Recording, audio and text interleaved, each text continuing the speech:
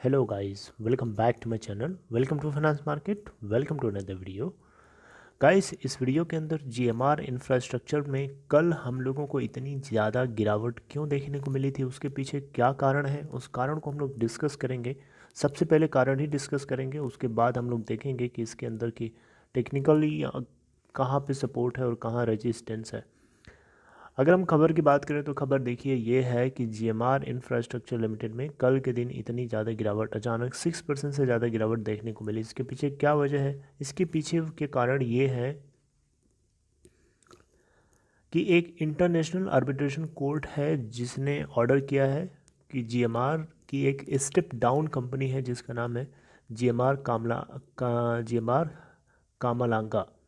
ठीक है, मैं सही से प्रोनाउंशिएट कर पा रहा हूँ या नहीं, जीएमआर कामालांगा। ठीक है, इसको शॉर्ट में हम बोलते हैं जीएमआर के। तो जीएमआर कामालांगा जो है इसको इंटरनेशनल कोर्ट ऑफ आर्बिट्रेशन की तरफ से आदेश मिला है कि ये 1005 करोड़ रुपए पे करेगी। किसको?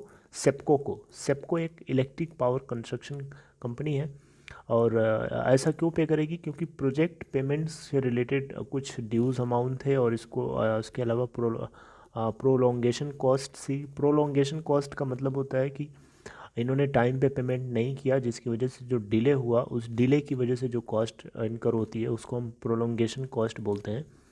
तो यहाँ पे बेसिकली हुआ क्या कि एक इंटरनेशनल आर्बिट्रेशन कोर्ट, ठीक है, ट्रिब्यूनल है, उस ट्रिब्यूनल ने इन दोनों कंपनीज़ के क्लेम्स को सुना। यानी जीएमआर कामालांगा के एनर्जी लिमिटेड, यानी जो कि एक सब्सिडरी है, स्टेप डाउन सब्सिडरी है जीएमआर इंफ्रास्ट्रक्चर लिमिटेड की। तो इसने क्लेम किया था कि कंपनी ने टाइम पे एग्जीक्यूट नहीं किया, जो कॉन्ट्रैक्ट दिया गया था उसको टाइमली एग्जीक्यूट नहीं किया। ठीक है, और टाइमली एग्जीक्यूट नहीं किया। इसके अलावा कुछ डिफेक्ट लाइबिलिटीज़ थी। हालांकि सेप्को जो है इलेक्ट्रिक पावर कंस्ट्रक्शन कंपनी जो है उसने क्लेम किया था कि जो जीकेईएल है, यानी जीएमआर कामालांगा, ठीक है, इलेक्ट्रिक लिमिटेड, ये जो कंपनी है इसने क्या किया था, पेमेंट प्रोजेक्ट से जुड़ी हुई जो पेमेंट थी उसको टाइमली पे नहीं किया और इसके अलावा प्रोलोंगेशन कॉस्ट थी। ठीक है, तो इन दोनों ने एक दूसरे को ब्लेम किया था, क्लेम किया था कि ऐसा ऐसा था। तो दोनों की बातें सुनी गई इंटरनेशनल कोर्ट ऑफ आर्बिट्रेशन में और उस ट्रिब्यूनल ने फाइनलाइज किया है इस मामले को। तो मामले को फाइनलाइज करते हुए सीधा सीधा बताया है कि जो जीएमआर कामालांगा, जो एक स्टेप डाउन सब्सिडरी है जीएमआर इंफ्रास्ट्रक्चर की, वो पे करेगी 1005 करोड़ रुपीज़। किसको? सेप्को को। ठीक है, तो यहाँ पे बेसिकली अगर हम देखें तो ये बात जो है 2014 में जीकेईएल ने, मैं शॉर्ट में बोल रहा हूँ इसको, जीकेईएल ने 2014 में बैंक गारंटी को इनकैश किया था लगभग 580 करोड़ रुपए तक की, फर्निश्ड बाय सेप्को, जो कि सेप्को के थ्रू फर्निश करी गई थी। ठीक है, which amount was utilize towards repayment of GKEL term loans, जो कि जीकेईएल के टर्म लोन्स को पे करने के लिए यूटिलाइज किया गया आगे जा कर के। ठीक है, और इसके अलावा कंसेक्वेंशियल रिडक्शन ऑफ इंटरेस्ट को भी करने में यूटिलाइज किया गया इस प्रोजेक्ट से जुड़े हुए जितने भी बर्डन थे। तो in considering the accepting mutual claims of both GKEL and SEPCO, मतलब जीकेईएल और सेप्को के म्यूचुअल क्लेम्स को कंसीडर करते हुए फाइनलाइज किया है आर्बिट्रेशन ट्रिब्यूनल ने कि 1005 करोड़ रुपये जो है ये पे करेगी सेप्को को। तो इसी के चलते जीएमआर इंफ्रास्ट्रक्चर के स्टॉक प्राइस में हम लोगों को कल गिरावट देखने को मिली थी 6% से भी ज़्यादा, क्योंकि स्टेप डाउन सब्सिडरी है।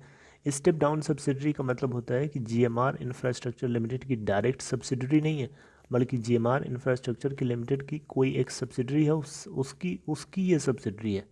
यानी father to child and child to child. ठीक है, तो एक तरीके से आप समझ सकते हैं। तो यहाँ पे बेसिकली क्या है कि जो जीएमआर इंफ्रास्ट्रक्चर लिमिटेड की जो सब्सिडरी स्टेप सब्सिडरी है जीकेईएल, उसकी बुक्स में 1092 2 करोड़ का प्रोविज़न ऑलरेडी करके रखा गया है, ताकि इस तरीके की कोई लायबिलिटी क्रिएट हो फ्यूचर में तो उसको कॉन्कर किया जा सके और किसी तरीके से GMR इंफ्रास्ट्रक्चर लिमिटेड की प्रॉफिटेबिलिटी में कोई किसी तरीके का साइड वाइज इम्पैक्ट ना पड़े। ठीक है, ओके। तो GKEL जो है इस अवार्ड को जो ट्रिब्यूनल की तरफ से, आर्बिट्रेशन ट्रिब्यूनल की तरफ से मिला है, इसके ऊपर स्टडी कर रही है, इसके ऊपर विचार कर रही है और इसको लीगल तरीके से कोई ऑप्शन ढूंढ रही है। मतलब बहुत सारे ऑप्शंस तलाश रही है कि कौन सा लीगल ऑप्शन हो सकता है इसको, इस चैलेंज को बेसिकली टैकल करने के लिए। और इसके पास इसके लिए 90 डेज़ का टाइम पीरियड बचा हुआ है इंडियन कोर्ट्स में अप्लाई करने के लिए, लीगल ऑप्शन के ज़रिए इसको टैकल करने के लिए। ठीक है, 90 डेज़। तो यहाँ पे इसी चीज़ के चलते यहाँ पे इसके अंदर गिरावट आई थी। तो होपफुली आपको ये बात समझ में आ गई होगी कि इसके अंदर गिरावट क्यों थी। कंसोलिडेटेड बेसिस पे अगर हम देखें तो सितंबर 2020 क्वार्टर में इसके अंदर कुछ लॉस हुए थे, और लॉस कितना हुआ था वो भी आप लोगों के साथ यहाँ पे डिस्कस कर लेता हूँ। देखिए, GMR इंफ्रास्ट्रक्चर लिमिटेड की हम क्वार्टरली बात करें तो Q2 में इनको 750.03 करोड़ का लॉस हुआ था। जबकि हम सितंबर 2019 की बात करें तो उसमें इनको लॉस हुआ था 458.50 करोड़ का। अगर आप परसेंटेज में देखेंगे तो काफ़ी ज़्यादा इनको लॉस हुआ है देखने में।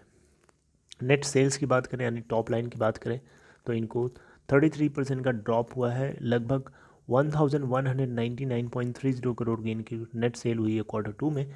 वही अगर हम बात करें लास्ट सितंबर 2019 में तो उसमें 33% ज़्यादा हुई थी इनकी नेट सेल।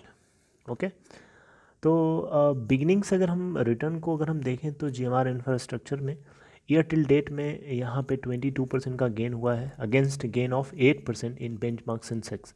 यानी सेंसेक्स ईयर टिल डेट में 8% गेन करता है तो GMR इंफ्रास्ट्रक्चर 22% का गेन किया है। ठीक है, और मार्च के लो से 57% का गेन हुआ है, जबकि सेंसेक्स मार्च के लो से 72% तक का गेन किया है। तो ये कुछ अपडेट्स थे जिसको लेकर के आप मार्केट में अवेयर रहना चाहिए आप लोगों को। और उसके अलावा हम लोग थोड़ा सा इसके स्टेक होल्डिंग पैटर्न को, चलिए स्टेक होल्डिंग पैटर्न को छोड़िए, मैं टेक्निकली थोड़ा देख लेते हैं हम लोग कि इसका क्या रेजिस्टेंस और क्या सपोर्ट है, क्योंकि ये पॉइंट्स भी जानना ज़रूरी है।